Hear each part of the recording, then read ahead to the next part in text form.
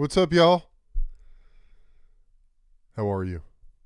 It's great to be with you. This is the Eben Flow podcast. I'm your host, Eben Britton. It's excellent to be here with all of you on this planet, in this moment, right here, right now.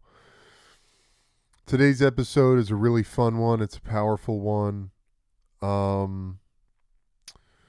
With another divine being, very powerful woman, wonderful woman. We had an incredible conversation. Her name is Rohini Moradi. She is a reader of the Akasha, the Akashic Records, as they have been come to known as they have come to be known as. Really deep conversation about the spiritual life. What does that mean? In this day and age, I don't know. I'm a little bit disillusioned. Feels like every time I go on social media, there's some new guru or wellness influencer or somebody who has the answer, and I'm pretty much over it, to be honest with you. And it's vital because this is such an important aspect of our evolution. What's happening right now, this spiritual awakening, this coming into the deeper truth of our humanity and what that means. And speaking on this experience, speaking on the spiritual process in a way that isn't laced with condescension and pretense is vitally important. And that's a lot of what this conversation is with Rohini. I really enjoyed it. I think she's a magnificent human being, and I love what she has to share, and she's so bright and light. And she shares a really painful story. And it's really powerful, and it speaks to this dichotomy of life and the dichotomy of the spiritual process and this experience called being a human. And it's profound to see who she is energetically and what she's been through in her life to be that person. And it's amazing. I'm excited for you guys to listen to it. So before I send you off to jam it, my book is available, The Eben Flow, Basic Tools to Transform Your Life. It's on Amazon. Check it out. Head over there. This is the ethos of the Eben Flow. The quintessential pillars of living your best life. It is the anti-program, the anti-system, the anti-diet, the anti-workout. Shedding the bullshit, getting back to center, living from your heart. This is my life's work, and the book is available now on Amazon. Sharing with you guys my new favorite product called Feel Free. This is a euphoric, a bliss tonic. It's a plant-based herbal supplement, ancient herbal recipe. It's fantastic. It's incredible stuff. Great for mental energy, focus, pain relief, stress relief. It's it's magic in a little blue bottle. I can't recommend it enough. It looks really dope. You can head over to botanictonics.com. Use code EbenFlow40 to get 40% off your next order. Highly recommend it. It's great stuff. Join the Power Tribe over on Patreon. Once again, you heard it last week. I jumped the gun a little bit. I'm reconfiguring a lot of what I'm doing. I was talking about moving the podcast behind Patreon, behind the paywall, but I'm not going to do that. Still figuring out what I'm going to do there. So stay tuned. Things are evolving, growing, moving, shifting, as they always are. I'm following the signs, following the guideposts. The Eben Flow podcast will absolutely continue, so have no fear about that. But things are changing up a little bit. I'll keep you guys posted on what that means. But you can head over to Patreon, join the Power Tribe. A lot of good content there, meditations, yoga and kettlebell workouts, morning routines, all the good stuff. At some point soon, going to bring back the monthly Zoom gatherings, doing yoga, breathwork, meditation, hanging out, all that good stuff. Gear, merch, need a t-shirt, dope hat, yoga mat, head over to higherpowerworkshop.com. Check that out. Lots of good stuff there. And as always, guys, I can't thank you enough for your support and your love. I feel it. I know it. It's amazing. I really am so grateful for that. So if you enjoy this show, you can support it by reviewing it on Apple, iTunes, wherever you listen to this podcast. Share it with your friends. Subscribe. Do all those good things. And that's about it, y'all. Also, if you've bought the book on Amazon and you love it and you got something out of it, write a review. That would be huge. I know it doesn't seem like a lot, but writing reviews on Amazon is a huge thing. Or Goodreads. I believe it's up on Goodreads now. Would love for you guys to share your thoughts, what you think of the book, if you liked it, if you loved it, if it meant something to you, if you hated it. Hey, cool. All right, y'all. Hope you guys have an excellent rest of your day. Lots of love to all of you. I wish you nothing but the best, standing in your truth, living in your highest greatness. Enjoy this episode, and I'll see y'all on the flip side. Peace. You have unlocked the eternal link to internal source, the key of imagination, your admission, access to the enlightened dimension.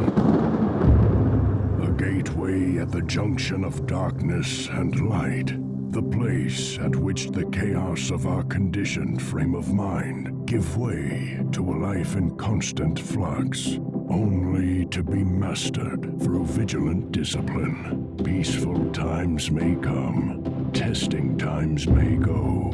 This is the Eben Flow.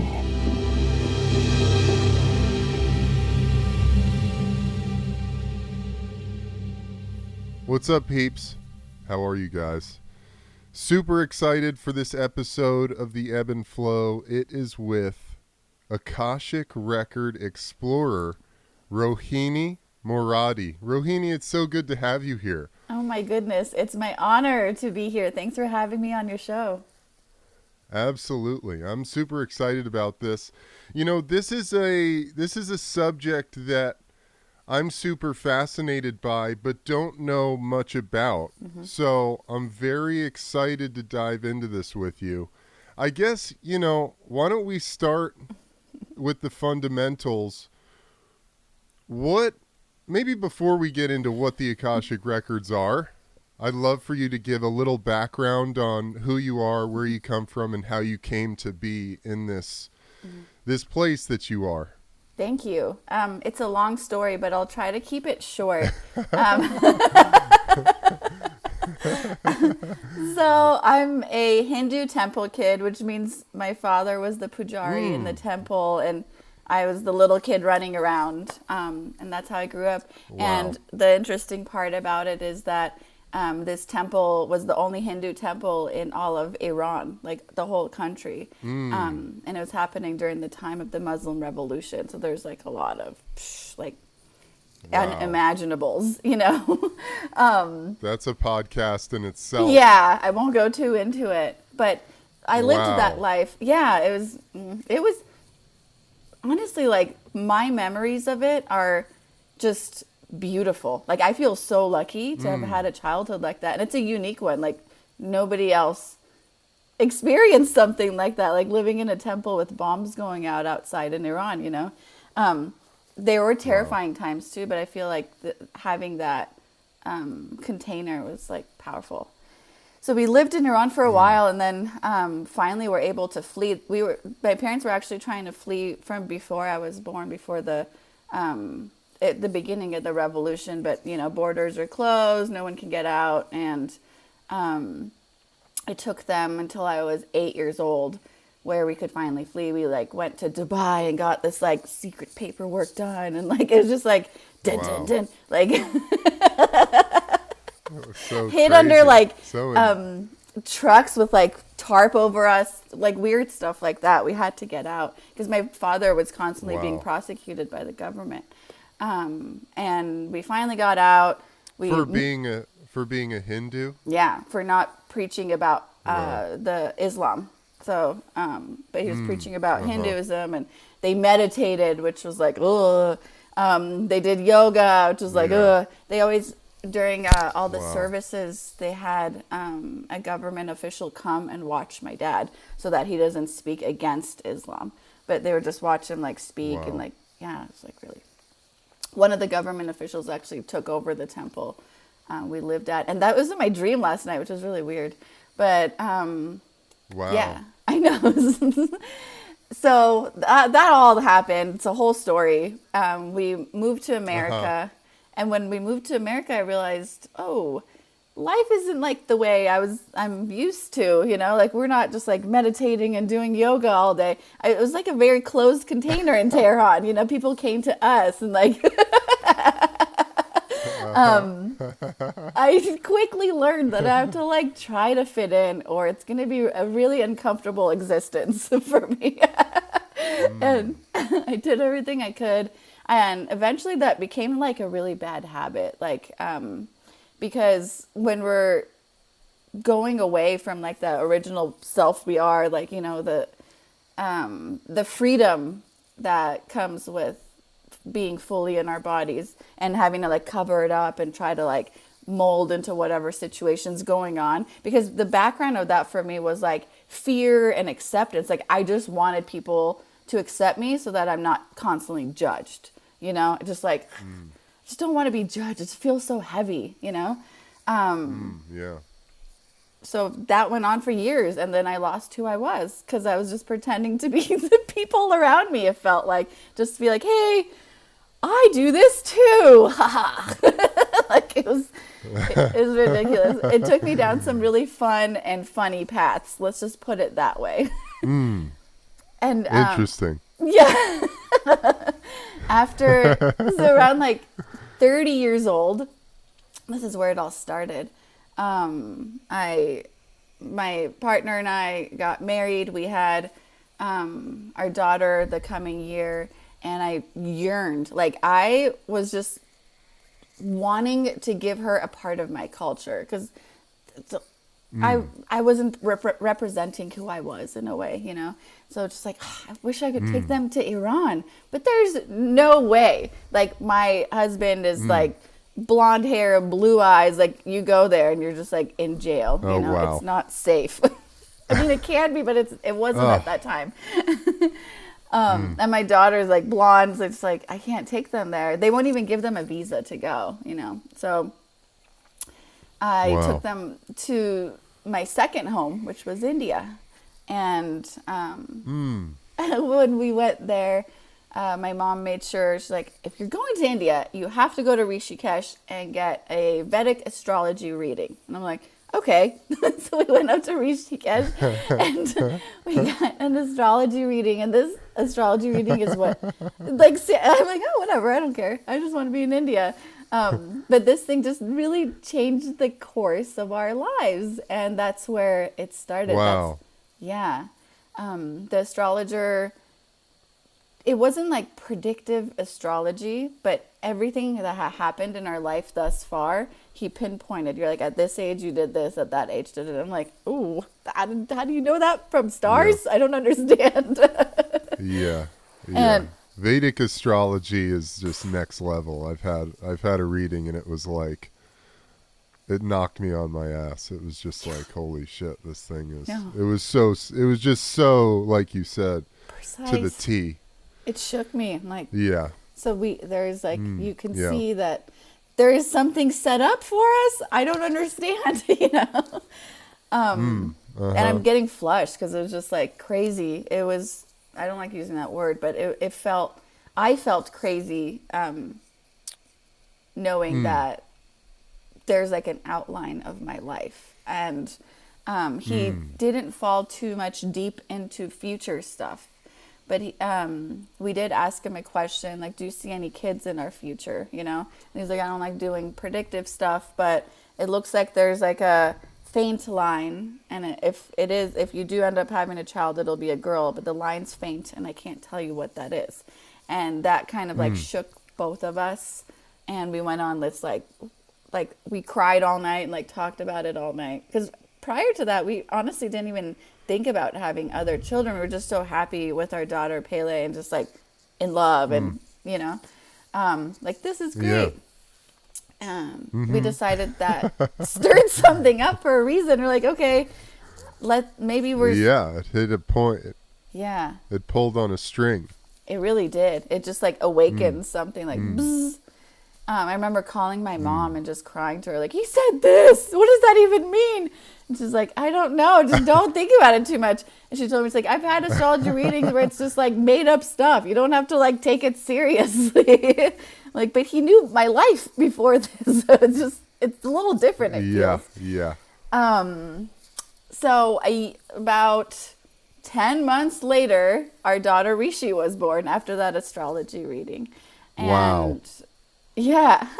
And then she was amazing, and she was with us for 2 months and 2 days, and she passed in her sleep one night, which was the pure, I know, and I'm not saying it for shock, but I've talked about it so much where I forget the impact those words have, so I'm so sorry to not give you a warning for that trigger. It doesn't feel the same way it did then, because it's like, I've gone to know her on a deeper level since that's happened, and I know that she's safe and okay, and it's not a tragedy in a way, you know? It is a tragedy, but it doesn't feel that way to me anymore. But after she passed, like, there was this whole melting period. You can call it an awakening, you can call it whatever you want, but it was melting into a puddle feeling, and that's how I always describe it, and trying to like come up from that puddle in human form, but leaving the parts of oneself that did not serve me down in the puddle. And it was like a slow emergence, and I feel like it would take like years and years of like doing shadow work or therapy to get over the things that I just decided to let go of in those moments, you know?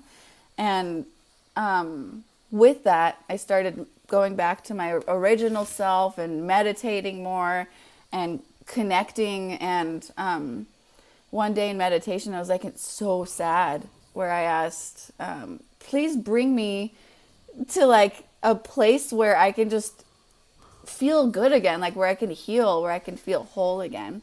And after that, I started seeing the words Akashic Records, Akashic Records, Akashic Records. And I'm like, the first time I saw it was like, have you ever had like something happen to you like that, where you see a word or you're in a situation where it's like, you know it, but it's like too scary, you know? You're like, yeah. Oh yeah. It's like, yeah, you're like, I know that too well. I don't know why. It felt like that. So, after maybe a month of seeing it everywhere, and they're not like, it's not popular to see that, you know, at the time, especially this is like, of course, 4 years ago. You don't see many signs. Yeah. Akashic Records, like constantly. You don't see many billboards. Yeah. Yeah. Magazine articles. Come to the Akashic Records store. Yeah. Yeah. I know now for sure. But it was, I investigated, and that's how I came to it. And that's where my journey with the Akasha really started. And I fully, after that point, immersed myself in it, if you can say. Wow. Thank you for sharing that. No problem. I've been crying all morning, so it's So sorry. It's all good. Yeah, thank you so much. I'm sorry. I should have given trigger warnings, but No, it's okay. It's so perfect. I mean, you're such a, I wasn't expecting it, although as you started telling it, I was like, oh, I kind of knew something was coming like that. But you're such a beam of light. Like you stepped on this call and immediately we just started laughing, and it's just you're such a joyous spirit, and it just like kind of, it's a testament to your, I don't know, your healing, who you are. Thank you. And you looking at it, and you just knowing it as your daughter came in to bring you a message, and to spark a transformation in you that had to happen. Yeah. And perhaps, and even more than that. So thank you so much for sharing that. And My pleasure. yeah, so I would love to. So, did you find the healing in the Akashic Records? I did eventually. Or did you find what you were looking for?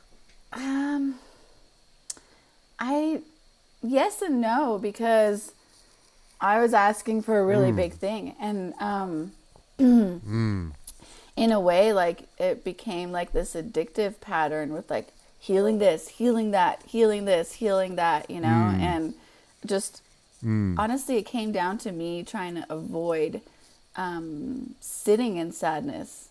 And once I realized that, I was like, oh, just let it pass through. I don't have to investigate it, but it's okay to feel it, and it's okay to be upset about this like really sad thing. And I went through that. I fully let myself go through that.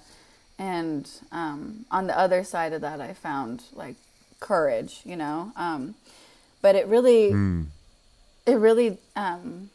helped to have a tool like being able to tap into this vibrational frequency of the Akasha so that I can see bigger pictures. It wasn't necessarily like, heal me now, but it was more like, right.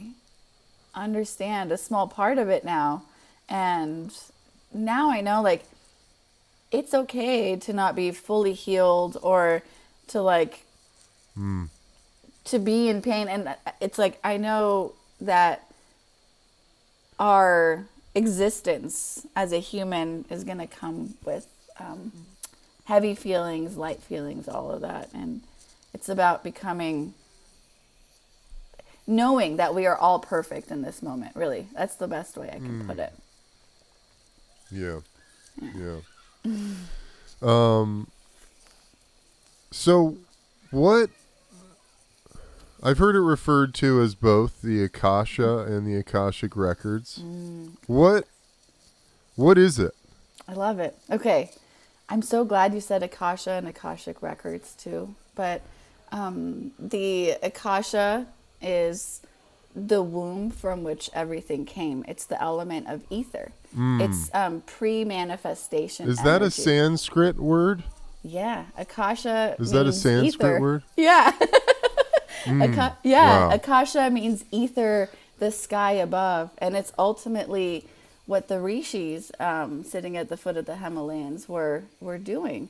And the scriptures and the hymns, the hymns, I always say that incorrectly, or instruct. I'm just like, I don't know. English is still my second language, okay? But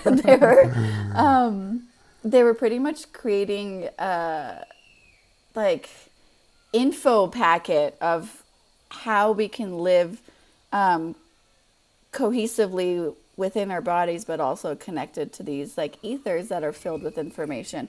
So Akasha is the ether, the element of pre-manifestation before it becomes in our 3D physical reality. And these vibrational frequencies recycle themselves throughout lifetimes over and over again.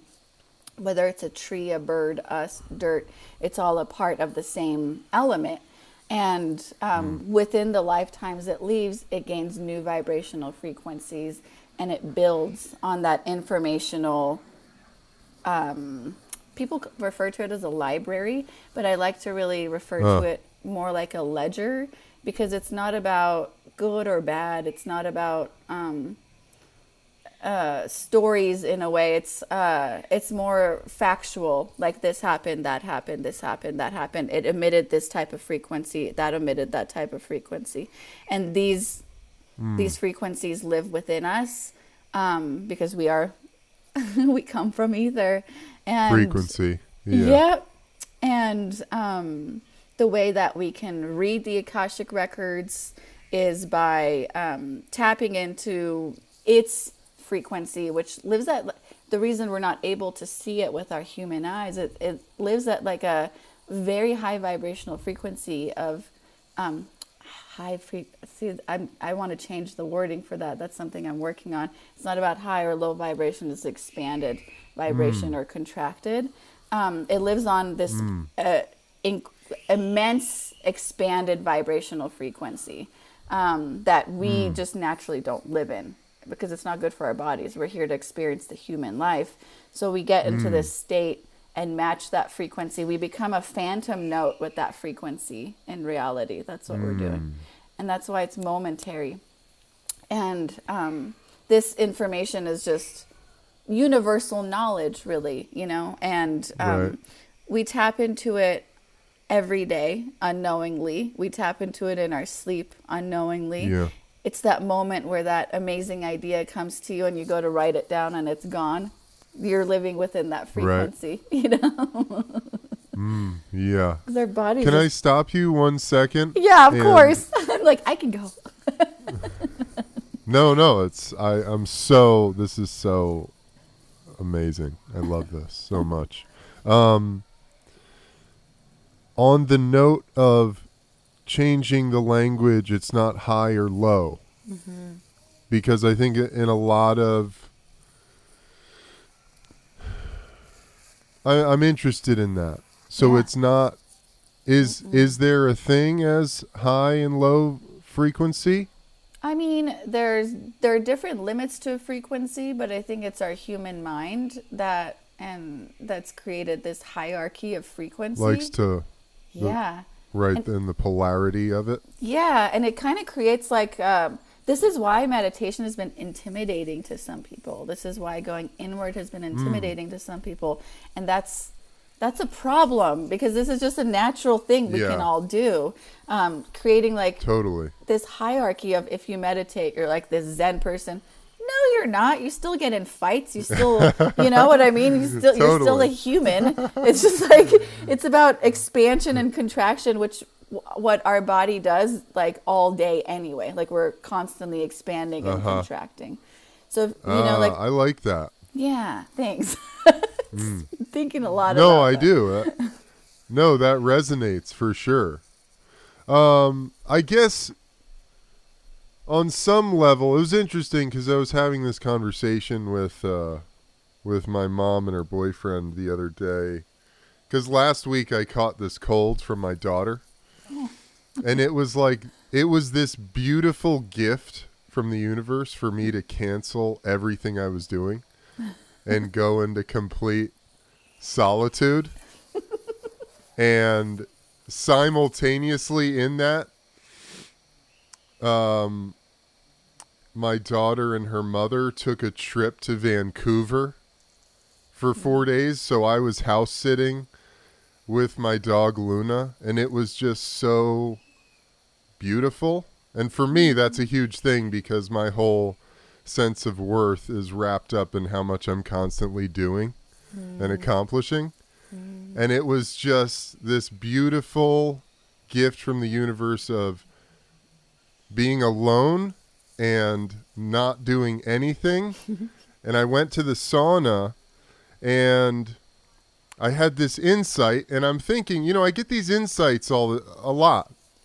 These just kind of downloads, these streams, and I'm realizing, oh, that comes from the Akasha. That's where that's coming from.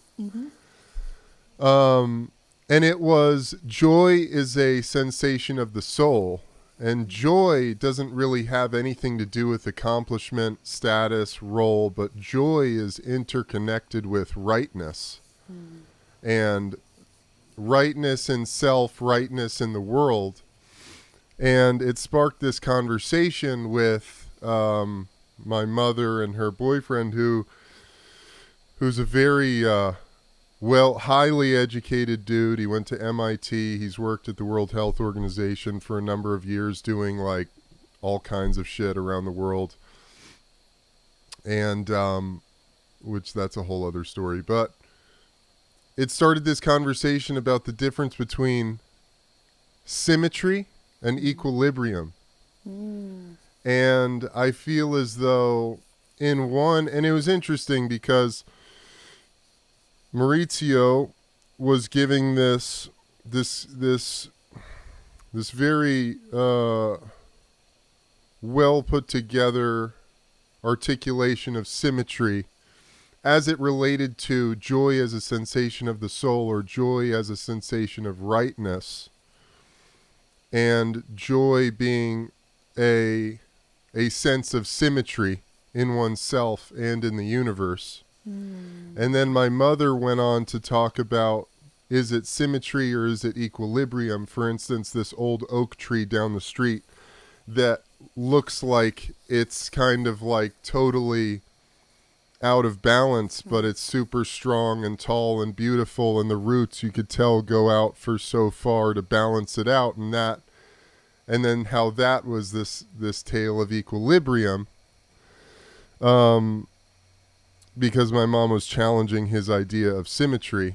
My mom's sort of a master body worker, and in her work she is looking to achieve symmetry in the body.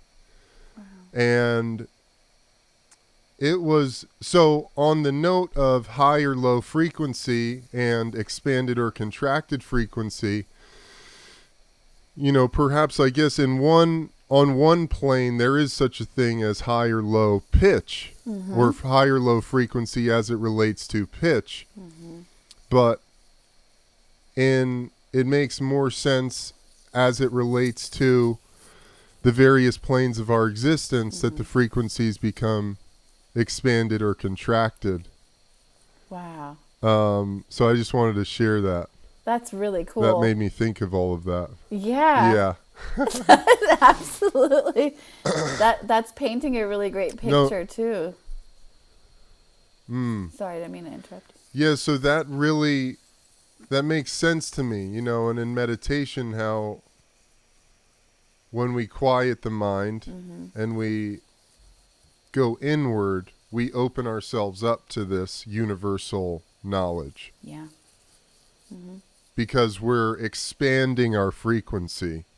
Yeah. Because I guess on a scientific level, as these physical bodies, we are a very condensed, contracted frequency. We're existing on a very contracted frequency. But when you meditate and you feel that sensation of the letting go of our attachments to the physical plane, we open ourselves up to that expanded, more fluid frequency. Yep. That's so Okay, cool. I just want to make sure I'm on the... You are. That's I exactly just want to it. make sure I'm on the... Amazing. Yeah. So continue. Wherever you want to continue. I love this conversation. I So love you it were too. talking about... You Go know, ahead. I do have something that I do want to brush up on if you're okay with it. The beginning you said, Please. what is the Akasha, or some people say Akashic Records? And I would love to talk Right, about that if possible. Yes. I love that. The Akashic Records didn't even have a name until like early, 19th century. And it's because to me, Akashic Records always sounds like a colonized term for the Akasha and the practices of the rishis, of the Tao Buddhist, of the Moors, and previous to this, it was a known thing rather than a defined element, because it's so expansive and our human minds can't really understand it. And it became the Akashic Records through the Theosophical Society in the 19th century, where one of the members, Madame Blavatsky. Yeah, yep. Helena Blavatsky went to a Buddhist monastery and started meditating with the monks, and she actually didn't even name it the Akashic Records. She wrote a theosophical doctrine where she called it like beams of astral light, and through that society, Mary Rutherford, I believe, was the one who actually described it as the Akashic Records. In her description, I believe she mentioned like a library of information, and you have people in the West that don't understand the full spectrum of it now running with it, and naming it all these things and defining it the way they perceive with leaving out the history and the practices and like the bigger meaning of it. So I think this is like a really cool thing to put out there, that like it's far more expansive and it's like inclusionary. We're all a part of it. It's a part of all of us, because I've read some books where they're like, there are these entities protecting it and some people can get in, some people can't. And that is just fundamentalist religion stuff people are putting on this. That has nothing to do with anything, And it's just, it's blowing my mind how... Why do we do that? Marketing, capitalism, It's just about selling something. So it's just, people don't want to buy something they don't understand. So now we have to like define it as this thing. And it doesn't even make sense. But here we are, It's like exactly. When I focus on it, like when I try to describe it to people, I'm like, you just have to go as inward as you possibly can. And the way you do that is you explore yourself. You contemplate inward. You go through all the frequencies that are just presenting itself. And the mind is the thing that is going to bring those things forward, so we can work together. Our spirit, our mind, and our body can just like work together to decipher what's sitting around. Then we can like either keep it or let it go, diminish it. Yeah, I love that. Oh my God, thanks for letting me say that. There's like so much anger behind it for me too, where I'm like, I went down the rabbit hole. That's why I have anger towards it, because when I was trying to figure out what it was, I feel like there's like aliens talking to you. There's like this, like God. Yeah, it's just. I know. Come on. I know. Good. Vent it, Rohini. Let it out. Let it out. This is a safe place for you. No, that is frustrating, and a lot of that stuff frustrates me as well. I mean, even in the plant medicine world, whether it's ayahuasca or psilocybin or 5-MeO-DMT, whatever it is, there are all of these. Everyone, because we have this experience and we're trying to make it make sense. Yeah. And it sounds really cool to say, I had a 5-hour-long talk with an interdimensional alien and they told me everything about my life. And it's like, well, that was, whatever your experience was, that was just your mental, your subconscious model of how it occurred to you. Yeah. You know what I mean? Mm-hmm. Like, that's not exactly what it is for everybody. At the end of the day, plant medicine in particular is just about something that tunes you into the deepest recesses of yourself and who you are at the bottom of the pit, Yeah. It's not a fucking No. Joyride with an alien. I know. Or whatever it is. It's like escapism in a way. Like we want this profound experience because we want to believe there's something more than this body and this life. But this body and this life is magnificent on its own, and we're just Amen. Yesterday, I'm like angry again. Amen. Just kidding. Let it out.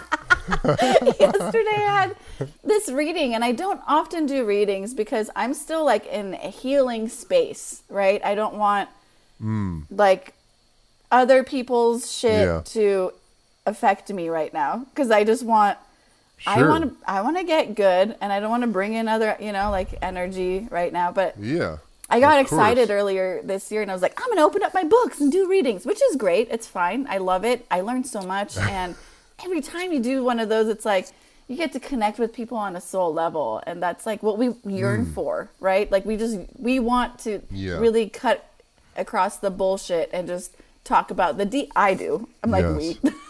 I do. So Me too. That's it. What else is there? What are we talking about? Everything else is bullshit. Politics? Yeah, I know. It's just like nonsense. I know. It's all nonsense. It is nonsense. This thing, whatever's happening in here, this is the only thing that's real. Yeah. If this is even real. Yeah. Yeah. I know. Yeah. But this reading yesterday, and I'm venting again, and it goes along the line of escapism, like the whole thing.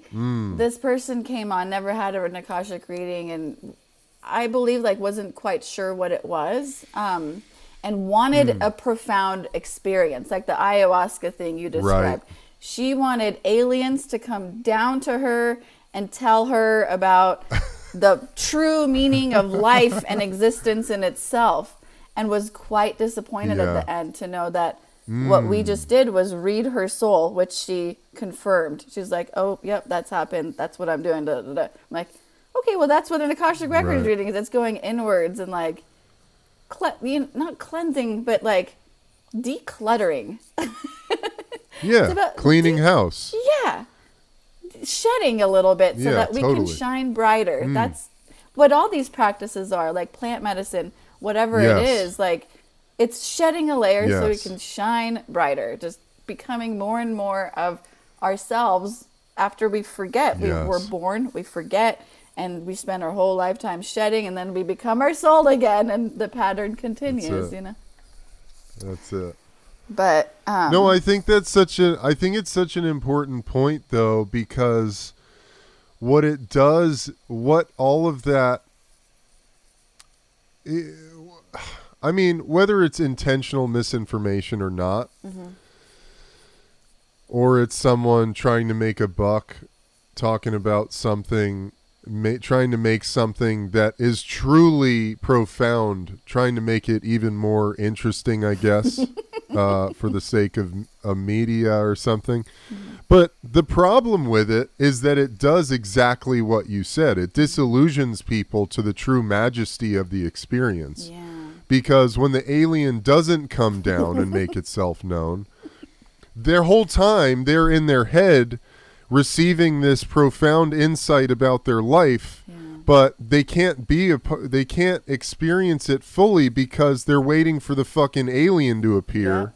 And if that doesn't happen, then the whole thing didn't work, or it was shit, or it wasn't what they wanted, and and so it sets up these really bad expectations. Not even. It's just bad expectations. It's setting like untrue expectations about what the experience truly is. It becomes in my opinion. Yeah, I agree with you. And it becomes this theater thing because now there's that expectation. So somebody becomes a reader or whatnot. I'm just gonna go to like as an Akasha reader or something. Then you're gonna perhaps create something to give the product that people are coming for, and it becomes a product that you sell rather than like this soul connection thing. It perpetuates this disillusioned, disconnected reality that doesn't really get to the bottom line of why we're doing this work anyway. And it really goes down to escapism. And escapism is like the the main like I don't know, cause of like capitalism, because capitalism is painful, you know. Totally. It's like it just like goes in this big circle. You start off as a healer, you're like, I'm gonna help people, and then you fall into that cycle. It's just about don't do it, okay? Yeah. Don't fall into the traps. Don't fall into the trap. There's a lot of them. There's a lot of traps. Yeah. So how do you not fall into the trap? How do you not fall into that trap? How do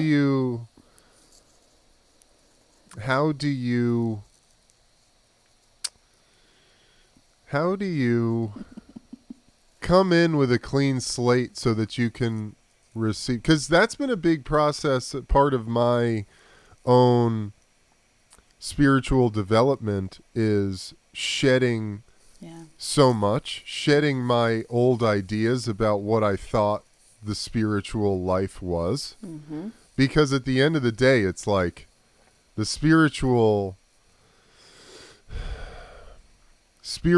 evolution is nothing more than getting into what is. Yep. You know, well, and what truly is outside of our mind filter, all the filters, you know, of our childhood, our upbringing, our culture, all that stuff that we were just talking about, and being able to just experience what is, you know, so that when I meditate, I'm not looking for something. No.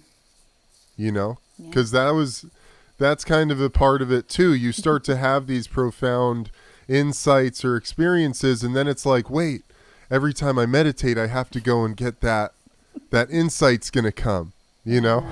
Yeah.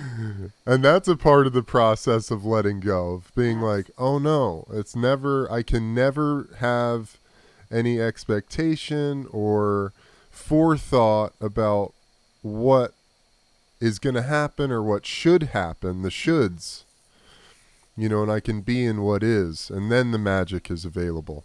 Absolutely. And I think, like you said, the work is really in the shedding so that we can trust ourselves enough to be open.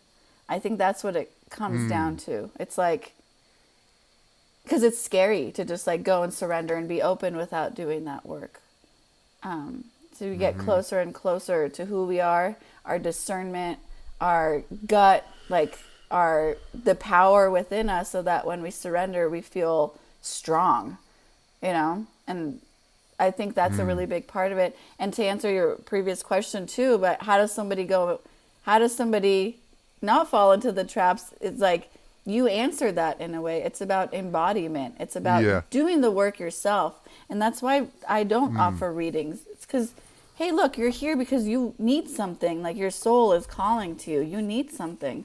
I think it's time for you to like sit and meet yourself fully and shed, like get to know, build your strength, your inner strength, build your courage so that you can live your life with your heart open and it won't hurt you.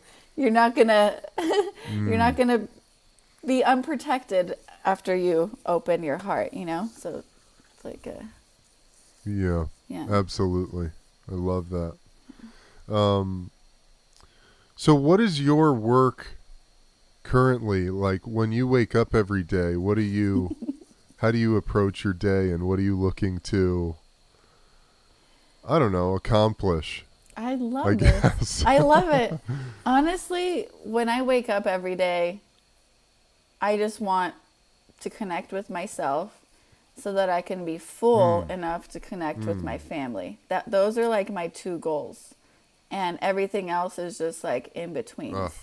Like, okay, I have to get work done. I have to do this. I have to do that. But it's just like, am I connecting to myself? And am I connecting with the humans around me? Because I value them so much. Like I live for, like, we live for each other. Like I'm here to learn about them just as much as I'm learning about myself.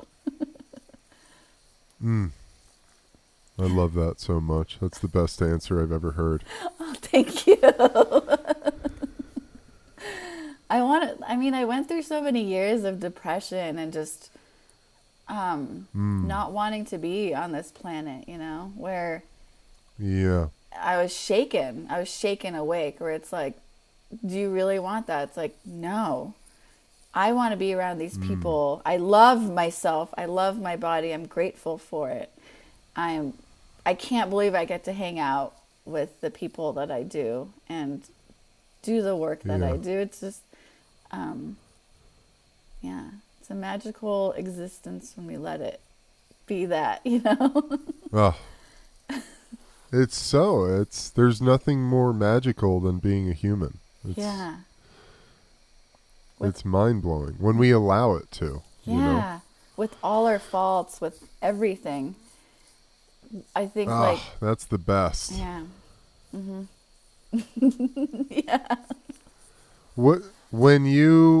How do you connect with yourself? What are some of the tools, techniques, things you do? And maybe that looks different every day. Last week I had a great conversation with this woman, Elizabeth April, who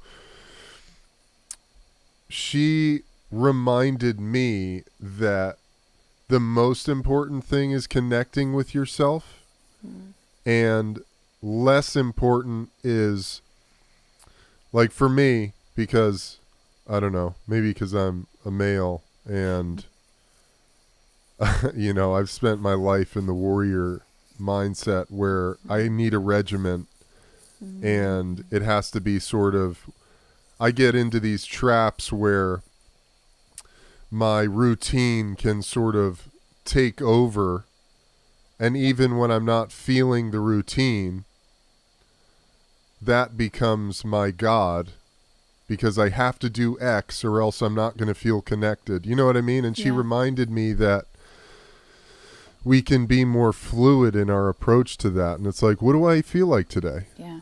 What do I need today rather than what worked yesterday to make me feel connected? Yeah. Because I'm curious what you do. Thank you. Mine does change on a daily basis too. I used to stick to a regimen where I would wake up at 4 a.m. And this is from external advice, right? Which really helped me at the time. But after Rishi passed, we went back to India to deliver her ashes to the Ganges, and we saw the same astrologer. And he told me, wow, I need to wake up at 4 a.m. and meditate. And I didn't understand it then, but what he was saying is that's how I can connect with her and talk with her. And I did that for a really long time, and I still do it when I can. But it was unrealistic. It was depriving me of my waking hours with my family. So I've modified it a bit. But sometimes if I do wake up in the middle of the night, I'll go meditate and connect. If I'm having a busy day, I'll just take a deep breath and feel it in my body and just tell myself you're alive. If I have lots of time, I'll sit down and write. Like, I love writing. But it looks different every time. If I brush my teeth, I'm like, wow, look at you. You're brushing your teeth. Good job. Like, I just, any chance I get, I take a sip of my tea and I'm like, that is awesome. This tea is delicious. How did I get so lucky to have tea like this? So these are like just my daily practices that actually took a little bit of work to implement. Like, it was just little by little. It was like, I'm going to enjoy this tea today. And then it just became a habit. Right. Like, I'm not going to pick up my phone for like 2 hours today. And that's connecting with oneself because it's not going external. I'm not, I'm going to go work in the garden, like touch plants. That's connecting. Just those moments that we were talking about. I know, because we want, like, we have this vision, right? Like, that's been sold to us, really, of like sitting, meditating still, no one around. Like, you got to do this, you got to do that. On that. a mountaintop. Yeah. You got to do all these things. But what they were doing, what the rishis Yeah. were doing on the mountaintops, were just going to a quiet place so they can be with themselves. Now we have like a lot of Right. like other Distractions. yeah, but we can learn to live with that and still be with ourselves, you know. Totally. I think that's the ultimate, that to me, that is the ultimate spiritual practice. Can we, because we can, like Yep. you said, we can live a spiritual existence in the midst of this hyper material paradigm that we exist in. Yeah. And the pathway is through exactly what you said, enjoying every sip of tea, looking at yourself in the mirror when you brush your teeth, Yeah. we don't have to fucking meditate for an hour in a cave, in Griffith Park or something, Like, we can totally do it. We can do it every moment. Like every moment we're here. Every Yep. moment is an opportunity to connect deeper, to go deeper. Yeah. Every fucking moment. We Yeah. don't have to fucking go, We can be easy I on love ourselves. that. And I think for someone listening to this who would go, oh man, I don't have time for that. Yeah. I don't have time. I just need to drink my fucking coffee, my tea, and I need to get back to work, et cetera, et cetera. And it's like, okay, to make it make sense for you, or another way of thinking about it is that the more you fill yourself up in that way, the more you connect with yourself, means you can show up in the world in the best version of yourself possible. Yep. You show up with other people and you're more compassionate, you're more present, and that's the healing the world needs. Yep. Beyond, we don't need fucking groups of people in Topanga Canyon doing ayahuasca ceremonies every weekend. Like, that's great. Yeah. That's great, but if you still can't find your car keys and you're still thinking that the ayahuasca is going to turn you into Gandhi or something, you're not really doing anything for yourself. No. All due respect, because I know, and everybody has their own process, but it doesn't have to be like that. No. It doesn't, we have it right here, right now. Yeah. And I think that's so important for people to understand. Well, I don't even blame them, to be honest, because they've been sold a false reality, and Right. they're the victims. Their soul is looking to connect any way it can, anyway. Right. And these are the ways that are being presented to them. Whatever's popular, whatever's trending. It's like now we're all gonna go get crystals. Now we're all gonna travel to Tulum. I don't know, like whatever is coming up. But everyone's like, I love crystals. I love them too. My house is covered in them. I'm just saying. I know. No, I know what you mean. I totally know. I know. I just want people it's to hilarious, know. though. Yeah, but you're okay in this very moment, and you are perfect and whole, and it's a really tough thing to do, to accept that, but allow it. That's it. I love that. But Rohini, I have all these problems. Well, I'm just saying. we all have all these problems. I know. That's what makes it perfect. I'll be whole. I'll be perfect when that thing gets settled, or when I have that house. Nope. If you can't be perfect now, you won't be perfect then. The inside world doesn't change. I love that. You got to change the inside house. So, that's a really, I love that, even in my own meditation practice, I meditate every day. I've been meditating every day for the last 6 years. And it has totally transformed me. Yeah. And I can honestly say, and I've done a lot of stuff, a lot of like group work and plant medicine and therapy and all kinds of good stuff. And I have to say that I don't think anything has had the impact pound for pound that meditation has had on my life. And I think meditation is such an important part of the integration of all of it too.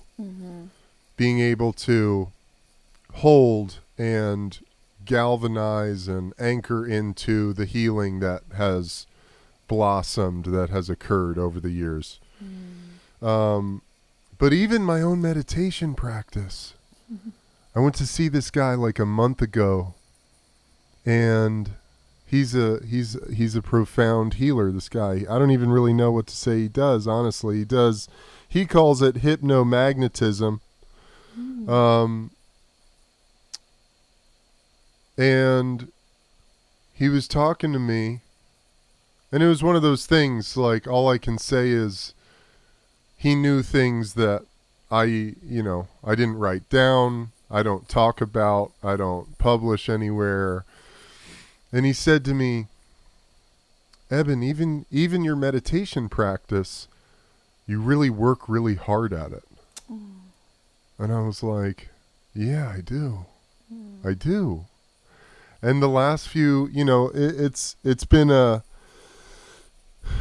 where I've come to, where I'm realizing this. And a mantra of mine has become, it doesn't have to be so hard. Yeah. It can be easy, you know? And he said to me, he was like, and he met me a couple years ago, and then I came back into contact with him just a couple months ago.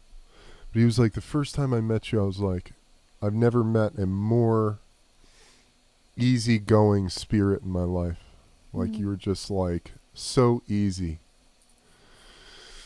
And I was like, yeah, underneath all of the strife and the effort and the working hard and thinking it has to be like the warrior way, like blood, guts, and tears, it's like underneath all of that is just this like blissful ocean of ease.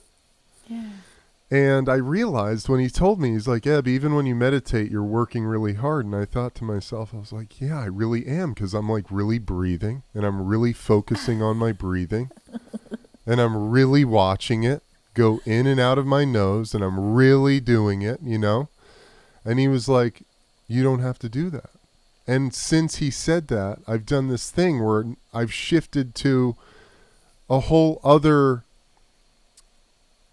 method, I guess, where I just let the breath happen, and I just watch the breath. Yeah. Yeah. And I'm like tuning into that even deeper energy that's within me, that's behind all of it, It's like, it's not the mind thinking about focusing on the breath. It's like the water underneath all of that. Wow. And that's just, Yeah. That's a big layer to shed. I guess it's just, yeah. And I'm really in that, of just letting it all happen. That's so nice. But that's yeah, it's very nice. It's beautiful. I'm so grateful, and I feel so blessed, and life is an absolute miracle.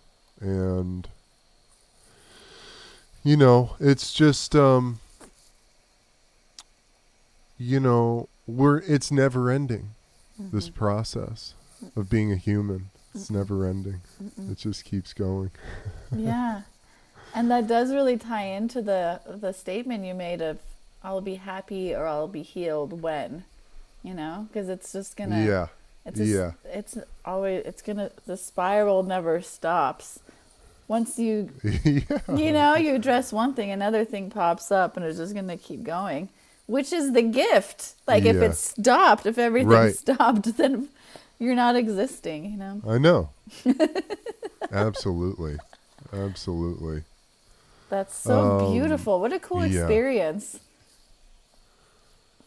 Yeah, I'm blown away at life. I mean, I'm just, when I dreamed about playing in the NFL when I was a 7-year-old boy, and I manifested that reality when I was 21, played, and I thought that was my life. I thought, like, I'm going to be a pro football player, and that was just like, that was like nothing. That was just like a little bit, that was just like a tiny little piece of who I am. I mean, I don't even know who I am. I mean, I'm so beyond that, that was just a little teeny part of the story. And it's gotten, my life has, even in the midst of, I haven't shared this on my podcast yet, but my wife and we've decided to separate, and we're going through a divorce, and it's really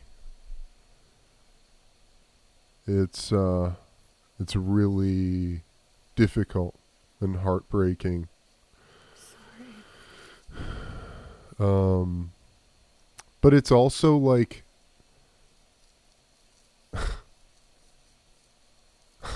Yeah. I'm just like,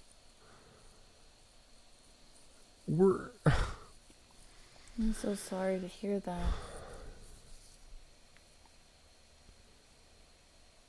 The miracle is like, we're going through it with a lot of love. Yeah. And compassion for each other. And it's just like, fuck.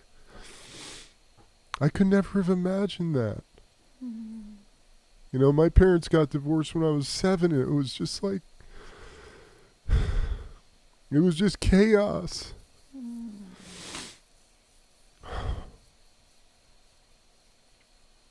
And I don't have to hand that off to my daughter, Wow. Like, it can be actually a gesture of love. It's like, what? Yeah. Wow. That's beautiful. Breaking generational curses in a way. Yeah. Yeah, that's how it feels,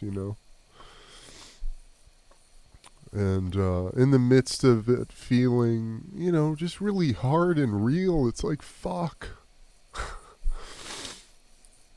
I can also feel so loved and supported and taken care of, It's just like, life is a miracle. What a gift. Mm-hmm. Yeah. That takes a lot of strength to go through something like that when there's that much love, too. Because it's just... Yeah. It feels like it becomes a part of the expansion, Like Yes. You're both about to... That's how it's felt. Expand in a loving container. Mm-hmm. Yeah. Yeah. That's how it's felt, It was difficult. It was just gut-wrenching. Yeah. Yeah. It was Yeah. gut-wrenching coming to that. But it feels like everyone involved, my wife, daughter, and myself, all came out the other end lighter. And feeling more love than there was before, So, thank you for letting me share that. Thank you for sharing. Thank you. I'm sorry to hear what you're going through, but it also, I'm sorry to insert my opinion even, but the thing that I just saw as you were speaking was like the ability to be able to see and feel love on a level that a lot of people can't. And that's incredible. And not to like put like a light-hearted thing on it, because it's obviously painful, but wow. Yeah. No, you're absolutely right. That's the sensation. Wow. And it's a profound experience, you know, to hold all of it at once. Yeah. You know, the sadness and the light and the love. It's just like, I didn't even know this was possible. Wow. You know, and that's the thing about life. I think it can be so unimaginably beautiful if we allow it to. Yeah, you're right. If we're open to it, you know. And that love and pain can live simultaneously within the same container. Yeah. Yeah. Absolutely. Yeah. Rohini, this has been really an absolute pleasure. Thank you so much for coming on the show. Oh my goodness. Pleasure and honor is all mine. Thank you so much for having me. It's been so nice talking with you. I'm like, let's keep talking. I know. We could talk all day. Well, I feel like, you know, it'd be fun to have you on again. For sure. I love So we'll definitely figure that out. But why don't you let everybody know where they can contact you, find you, learn more about your work, all of that good stuff. Thank you. You can find everything I do under magicinclined.com. It's all in one place. I love that. Yeah. I love it. magicinclined.com. That'll be in the show notes. Thank you. Thank you so much. You're the best. Thank you. You're the best. I really thank you. I hope you guys got as much out of that convo as I did. Lots of love to all of you. Have an epic rest of your day, and I'll see y'all on the flip side. Peace.